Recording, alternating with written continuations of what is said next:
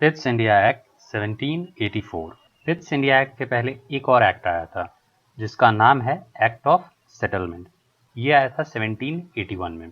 इस एक्ट का मकसद ये था कि जो रेगुलेटिंग एक्ट 1773 में कुछ गड़बड़ियां थी या कुछ इस तरह से बना हुआ था कि उसमें कुछ कमियां थी, तो उन कमियों को दूर करने के लिए जो भी उसमें मिसिंग पॉइंट्स हैं या जो भी एरर्स हैं उन सबों को ठीक करने के लिए एक्ट ऑफ सेटलमेंट लाया गया था।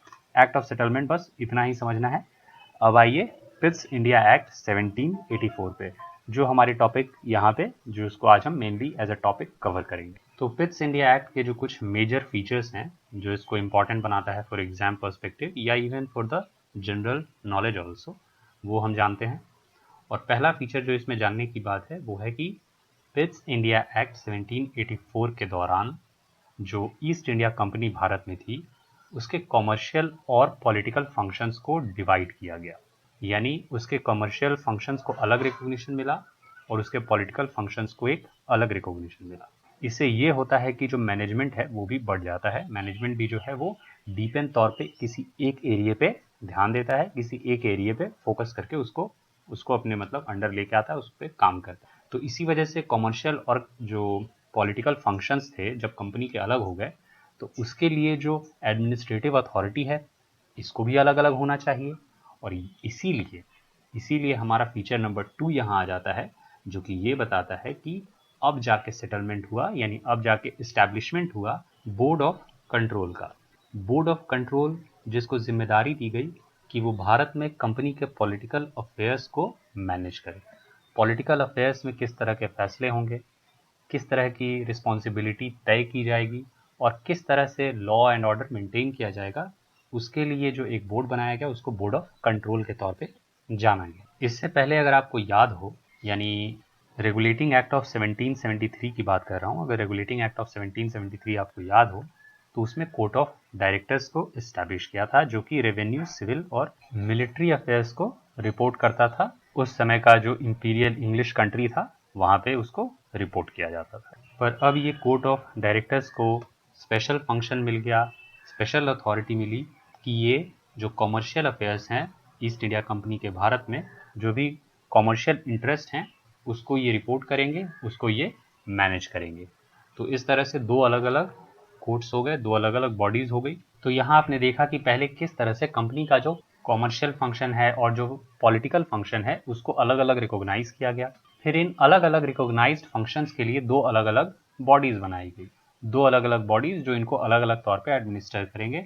जो कोर्ट ऑफ डायरेक्टर्स पहले से मौजूद था उसको जिम्मेदारी दी गई कॉमर्शियल अफेयर्स को मैनेज करने के लिए, और एक नया बोर्ड बनाया गया with the name board of control, और इसको जिम्मेदारी दी गई कि आप भाई जो कंपनी का पॉलिटिकल अफेयर्स है इंडिया में उसको मैनेज करेंगे। बोर्ड ऑफ कंट्रोल को तो इतनी अथॉरिटी दी गई कि उसको कहा गया कि अगर भारत में किसी भी प्रकार का सिविल या मिलिट्री ऑपरेशन किया जाता है वहाँ के सरकार के द्वारा, यानी जो ईस्ट इंडिया कंपनी को एज अ गवर्नमेंट रिकॉग्नाइज किया गया था इंग्लैंड के द्वारा, as a local Indian government के तौर पे ईस्ट इंडिया कंपनी को रिकॉग्नाइज किया गया था, ऐसा बोर्ड ऑफ कंट्रोल को अथॉरिटी दिया गया कि इस गवर्नमेंट के अंदर जो भी सिविल या मिलिट्री कार्य अगर भारत में जो भी किए जाते हैं, और सिर्फ सिविल और मिलिट्री एक्शंस या ऑपरेशंस ही नहीं, यहाँ तक कि रेवेन्यूज भी, जो भी ये रेवेन्यूज इंडियन गवर्नमेंट जनरेट करती है, इन सबों को सुपरवाइज करना और डायरेक्ट करने का अथॉरिटी बोर्ड ऑफ कंट्रोल को दे दिया जाता है। यानी बोर्ड ऑफ कंट्रोल काफ़ी स्ट्रॉन्ग बॉडी के तौर पे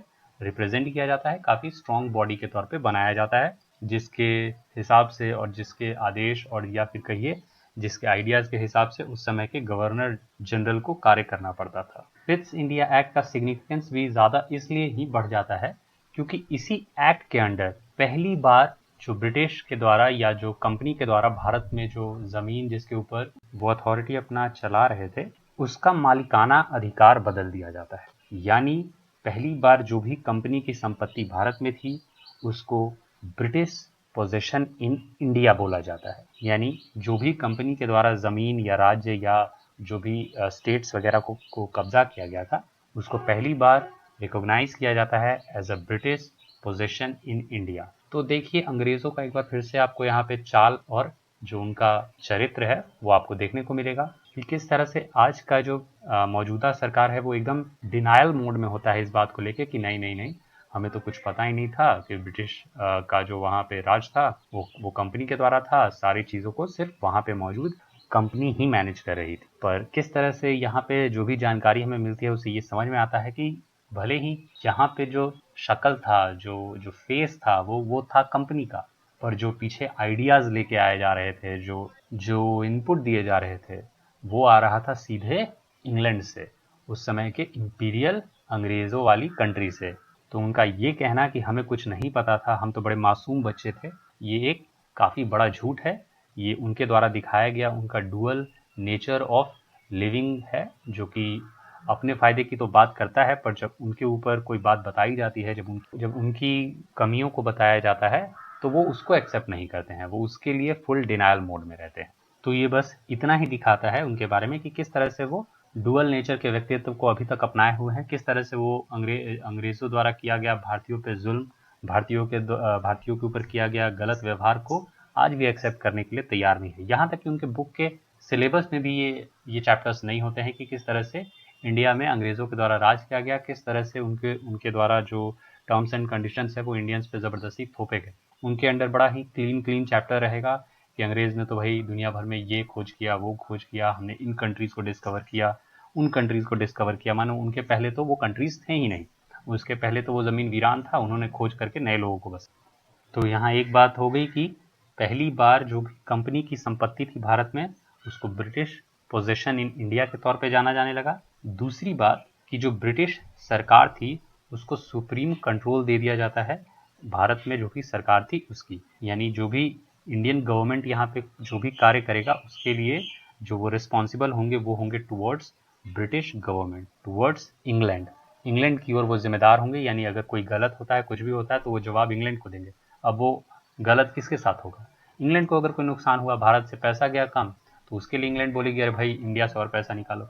तो इस तरह के कंडीशंस इंडिया में क्रिएट किए गए जिससे इंडियन रिसोर्सेज का मैक्सिमम इस्तेमाल हो सके for the benefit of their home country England, और इंडियंस का जो लॉस हो रहा था उससे उनको कोई मतलब नहीं था। इसी के साथ पिट्स इंडिया एक्ट पूरा होता है। अगले में हम देखेंगे चार्टर एक्ट ऑफ 1833।